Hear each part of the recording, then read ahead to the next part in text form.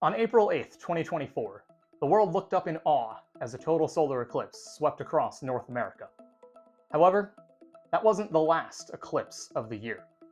In fact, there were two more on the way. And that's why we're here, in this field, just outside of Albuquerque, New Mexico, for the 2024 partial lunar eclipse.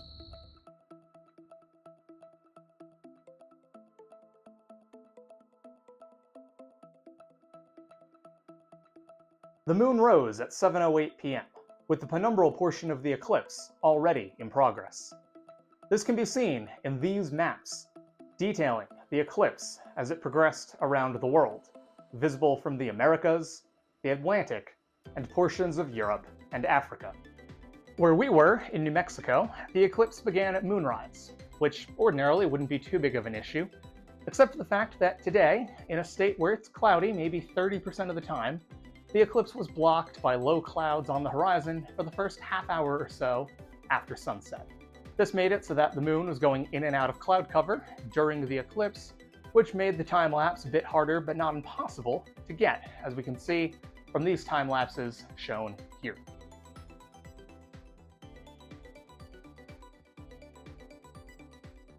But this low-level cloud cover didn't stop us from setting up a bunch of gear to track the eclipse as it progressed.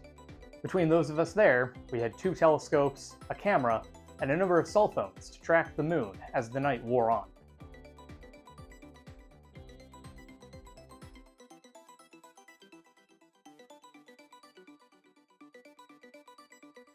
The moon continued to drift in and out of cloud cover until just after 8:12 p.m., when the partial phase of the lunar eclipse began. There it is again. Welcome back, Luna. Welcome back, moon. Yeah, look at that upper left-hand corner. Oh yeah, that is definitely eclipsed.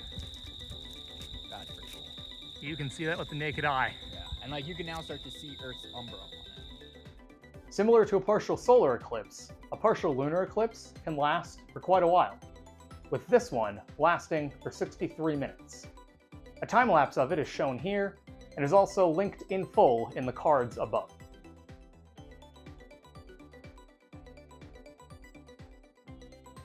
Now, one of the really neat things about having a bunch of friends that are doing their PhDs in planetary science is that occasionally they'll just start going off about really nerdy space things.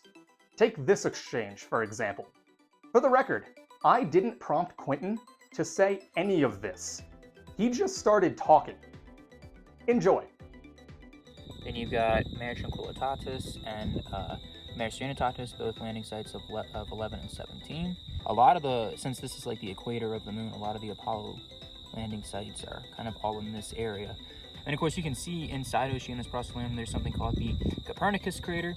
So there was actually some ejecta from the Copernicus crater in the Apollo 12 site.